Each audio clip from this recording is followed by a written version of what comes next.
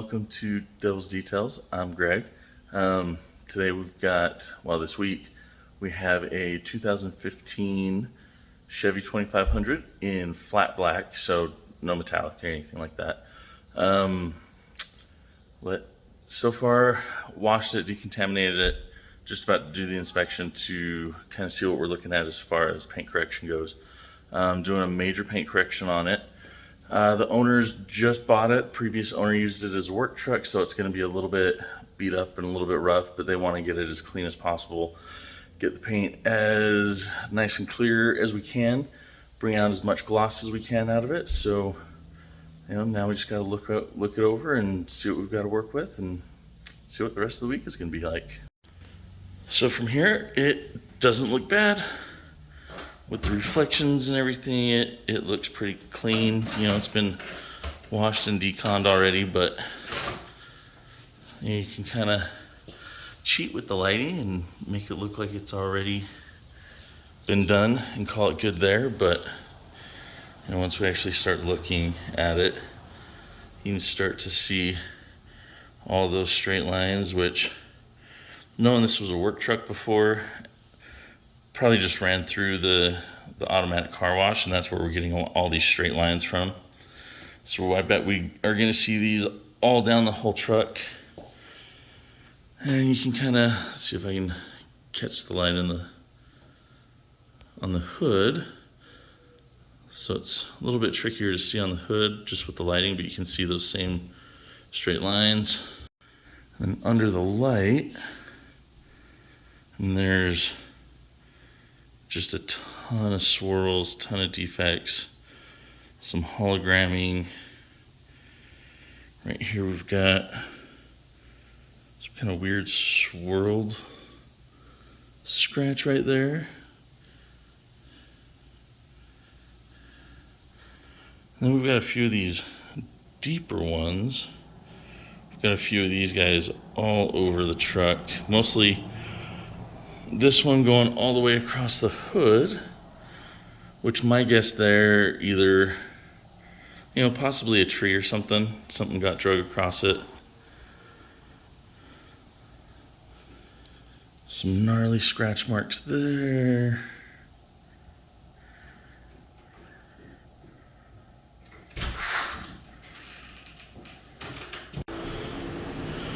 We've got some abrasions right over the top of the corner here. Doesn't really want to focus on it. Ooh, get woozy.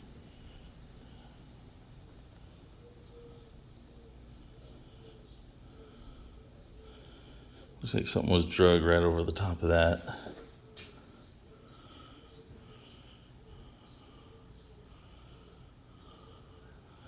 Some more deeper scratches here.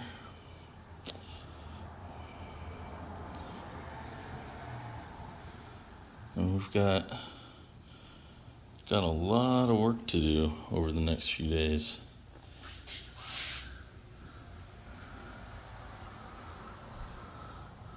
Some more of those straight line scratches there. Those look more like tree or bush scratches.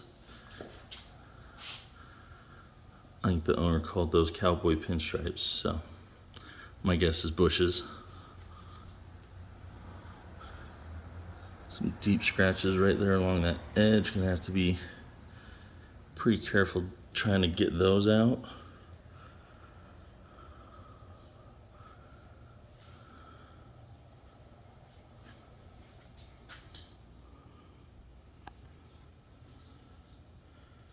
Some artwork here.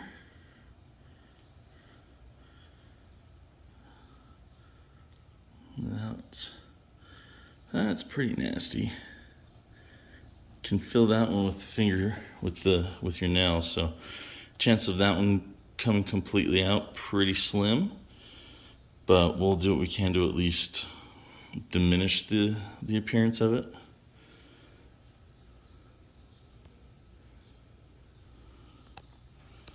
And then right here, it's like we've got a hair or something that got stuck in the paint. when it was being painted.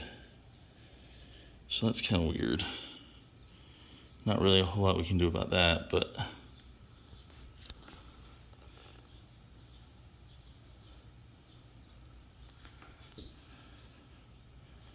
some little pigtails.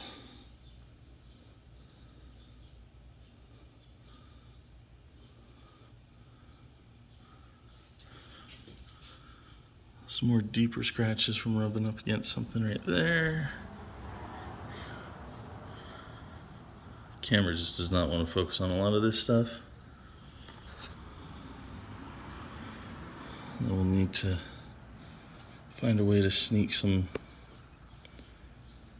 cleaner, some polish back in there, clean that up. And on the door,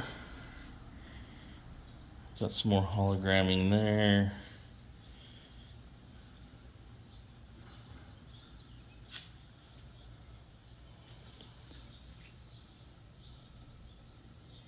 More nice deep scratches.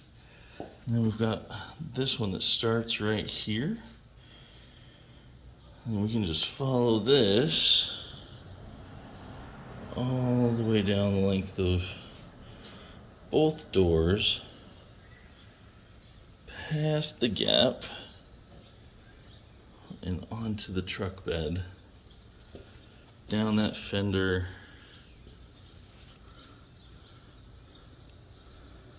comes back up there, and it finally ends there.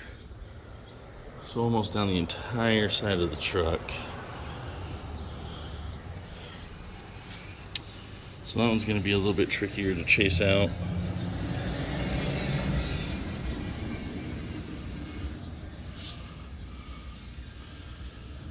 Some more what looks like some artwork here.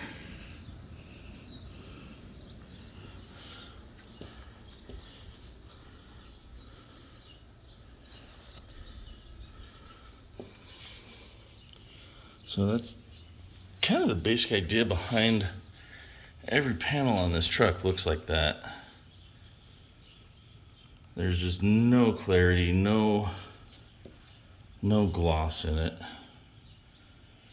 All these scratches, even though we can take it away and say, ooh, pretty.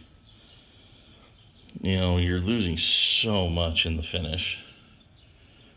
All those scratches are scattering the light and making it just dull and weak. So that's basically how the whole truck looks.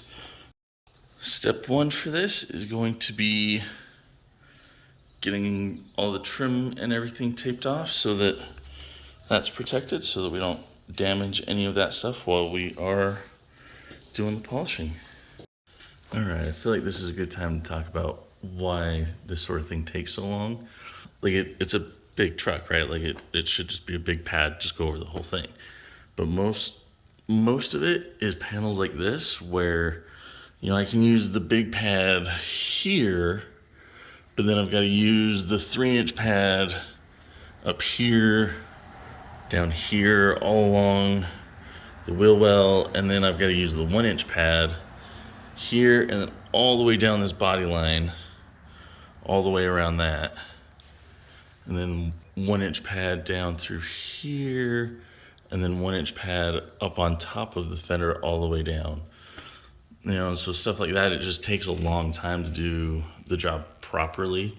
You know, if I just use the big pad that I'm using here on everything else, you know, for one, I would miss stuff. Like I wouldn't be able to fit the big pad in here very well. So there'd still be scratches, still be marring, just wouldn't be the best finish in there. Plus on top of that, all these ridges, you're going to be constantly moving the pad over those. So you really risk burning through the paint and going into the color coat, into the primer, and just ruining the paint job. And then you'd end up needing to repaint the whole thing. So taking the time to do it right, using the right pads in the right spot, you know, making sure that you're being careful and being thorough. It takes a long time, but it's things like that that add up. All right, did our first section on the hood. Definitely turning out way better than this. Have quite a bit of haze in there from the microfiber pad and the heavy cut. So we'll do a quick refining stage over this section just to give us an idea of what it's going to look like when it's totally done. And there it is after cut and refine. Nice and clear, enough that the camera does not want to focus.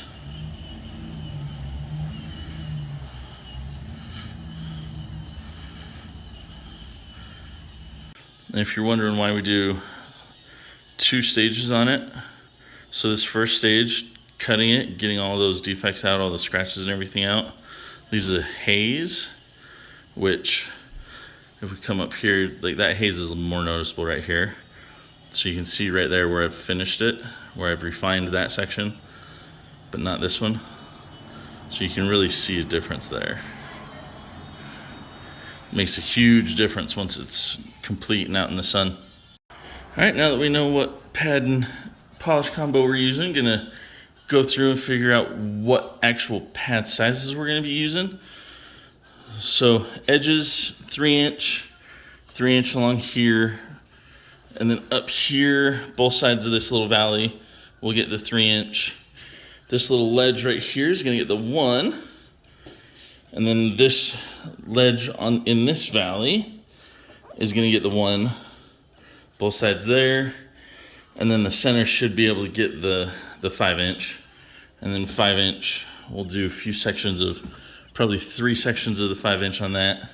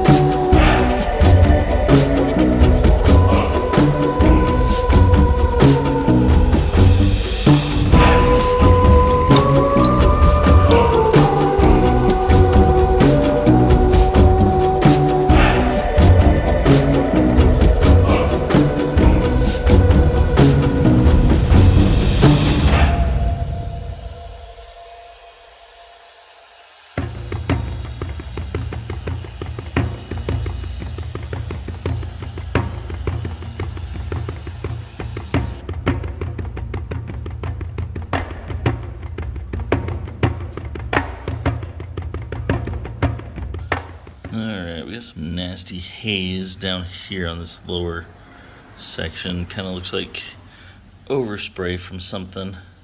Goes all from this body line right here all the way down. Not turning out too terrible after.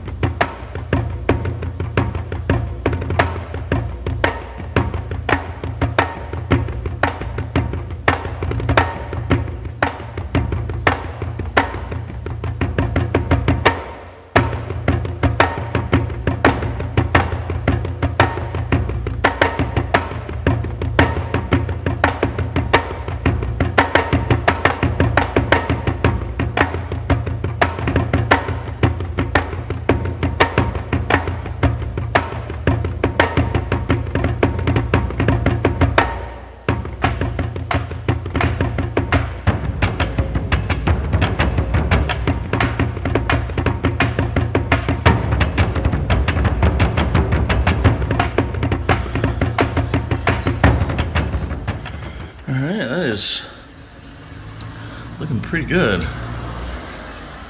So, a minute ago I mentioned that this paint is really, really hard. And so basically what that means, there's different hardnesses, softness, however you want to think about it, of paint. So with this one being really hard, it's taking a lot of time, a lot of effort, more aggressive techniques to actually polish down the paint and kind of shave little by little off of it, so that we can get from there to there. And so basically what that's meaning for me is the cutting stage of this first part is taking forever. It's been, probably an hour already that I've been working on this little fender, and I'm only maybe halfway there through this fender. So this job is going to end up taking a lot longer than that. Soft paints, it's really easy to get through the defects, the scratches, the swirls, all that stuff.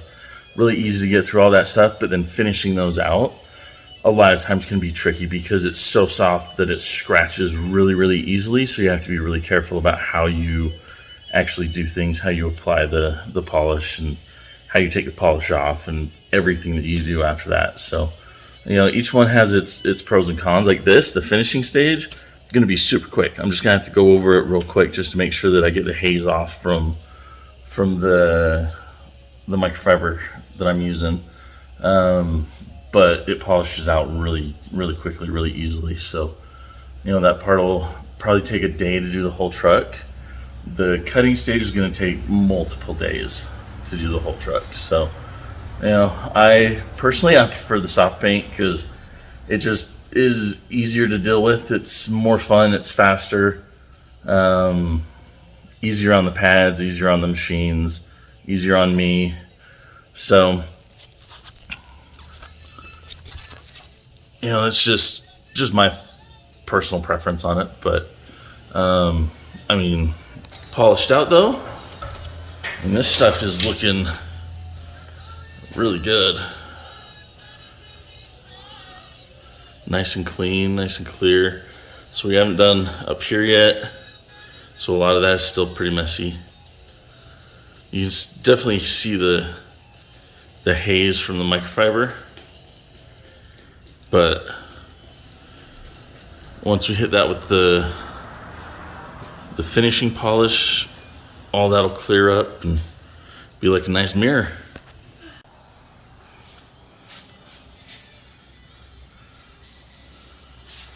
Alright, so right here, like you can see this gnarly scratch.